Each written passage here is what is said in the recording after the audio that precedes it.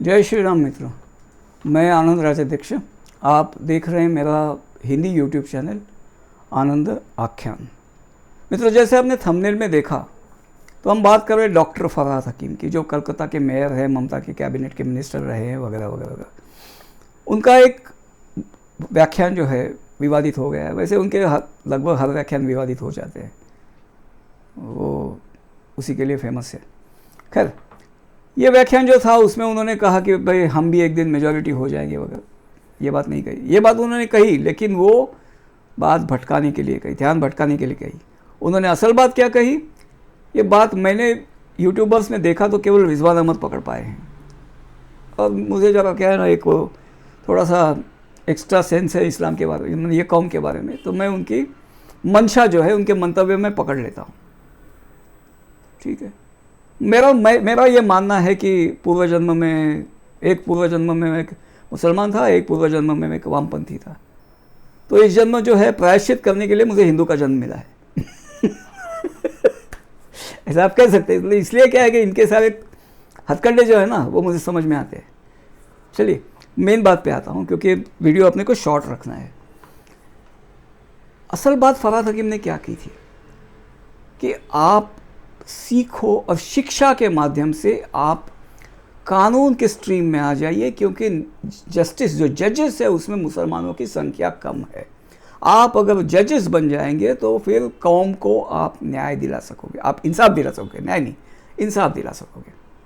उसका मतलब है फैसले दिला सकोगे कौम के फेवर में। कहने का मतलब तो यही है, क्योंकि जो फैसले हमारे फेवर में आते हैं वहाँ तो उनको पक्षपात लगता ही है। और कोर्ट के माध्यम से जो अभी राम मंदिर जैसे बना, तो उसमें तो मदनी तो बोला ही 50 साल बाद हमारी सत्ता आएगी तो हम गिरा देंगे इसे। तो यही उनकी मानसिकता है इन जनरल। तो ये फरहाद हकीम के जो बोल है, ये शब्द आज उसके हैं।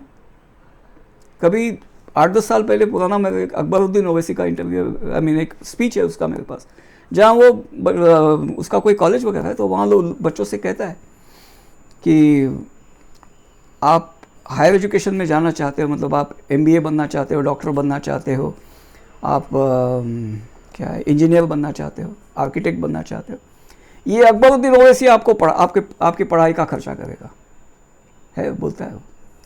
लेकिन मतलब इसके बाद मेरी भी एक मांग है, क्या आप IAS की एग्ज़ाम दो। मतलब देखिए, आपको पढ़ने की इच्छा है, ठीक है, तो वो आपको पढ़ाएगा।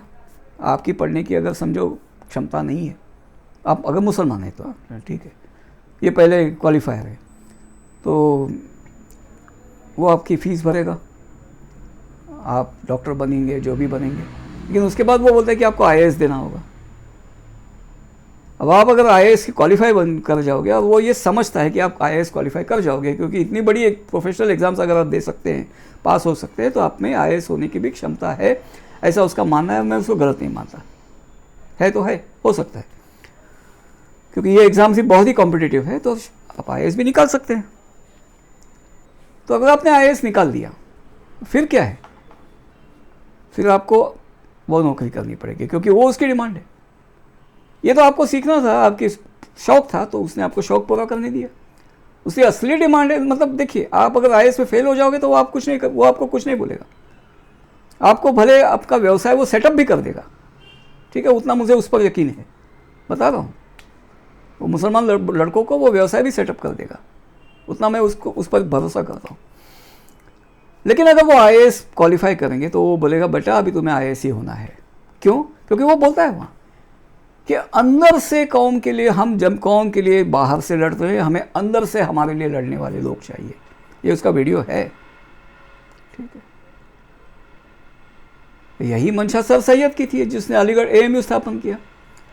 क्या कहना था उनको, अंग्रेजों का शासन आ गया तो उनको ऐसे लोग चाहिए, मतलब ये अध्यारूत था कि उनको ऐसे लोग चाहिए जो मेजॉरिटी जो हिंदू है उनके साथ उनकी भावनाएं ना जुड़ी हो, मतलब हिंदुओं पर जो बिल्कुल निर्ममता से शासन करे, तो वो तो उन्हें मुसलमान ही मिल सकते थे।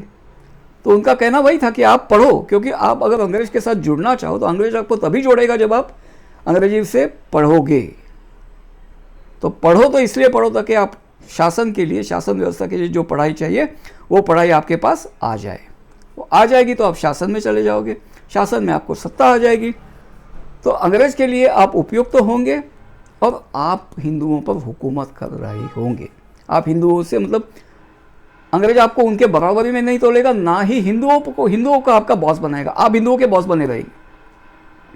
हो सकता है समय आने पर अंग्रेज को उखाड़ भी सकते हैं, लेकिन वो ऐसी बात उन्होंने प्रच्छन्नता से कभी कही नहीं, ठीक है। लेकिन एक मुसलमान थे तो उनके मन में हमेशा वही भाव रहता होगा, ठीक, क्योंकि गालिब होने का जो एक उनका कीड़ा है वो वही भाव को लाजमी कहता है। तो ये मतलब फरहाद हकीम की जो बात है वो ओवैसी की वही बात थी, वो सर सैयद की भी वही बात थी। तो आपको ये बात को ध्यान में रखना होगा कि ये अगर जज वगैरह बन गए तो एक कैसा फैसला सुनाएंगे। क्या आप न्याय की अपेक्षा करते हैं?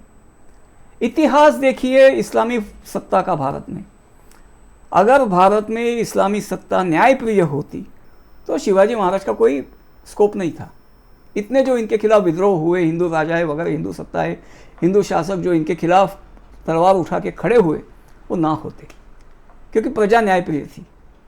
अब प्रजा को न्याय चाहिए था। अंग्रेजों के खिलाफ भारत की मिडिल क्लास सामान्य जनता जो थी वो उसने बहुत कम कोऑपरेशन दिया। क्यों? क्योंकि वो चल रहा है यार, ठीक से चल रहा है, हमारे साथ न्याय हो रहा है। मतलब उनका मकसद क्या था कि जो मुस्लिम शासन में उनके साथ होता था वो अंग्रेज सत्ता में उनके साथ नहीं होता था। वो अंग्रेजों से पंगा नहीं लेते थे और मुसलमान का उनको डर नहीं था, जो मुस्लिम शासन में उनके पास था। तो मुस्लिम शासन हिंदुओं के लिए कभी भी न्यायिक नहीं रहा।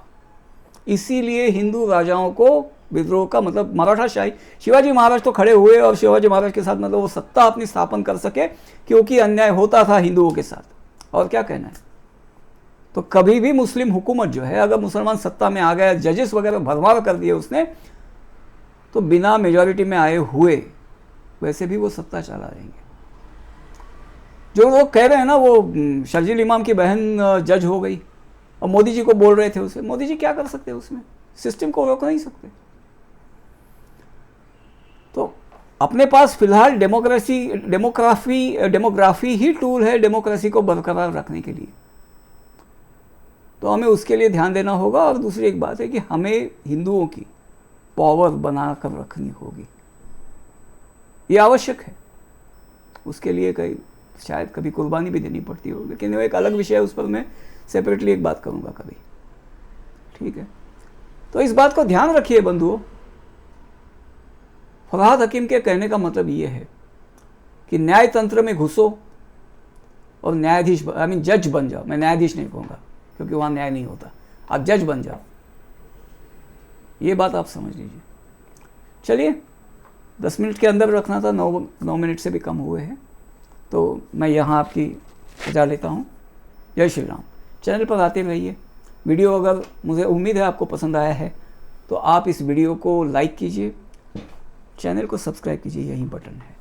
वीडियो को शेयर कीजिए क्योंकि हम मतलब आपके मित्र, उनके पास भी ये वीडियो जाना आवश्यक है, तभी समझेंगे कि उनकी सोच क्या है, नहीं तो नहीं समझेंगे, ठीक है। चलिए, जय श्री राम।